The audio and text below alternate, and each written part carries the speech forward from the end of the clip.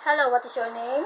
My name is Marisa Bulante, How old are you? 35 years old, ma'am. What is your religion? Catholic, ma'am.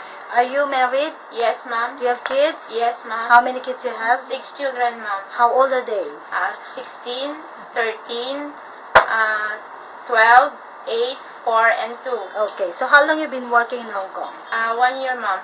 Do you have any working experience in other countries? Yes, ma'am. Where? In the Philippines.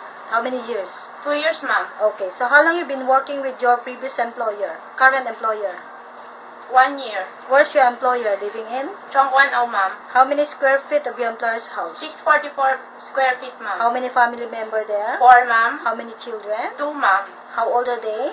1 year old and 4 years old. Okay, so would you please describe your daily working schedule? What time you wake up in the morning? I wake up in the morning at 7 o'clock and then I'm preparing the milk of the children.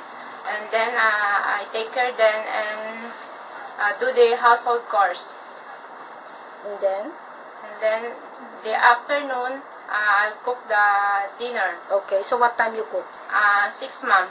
Okay, so what time they eat? 8 o'clock, ma'am. Okay, after finish everything in the kitchen, what time you go to bed?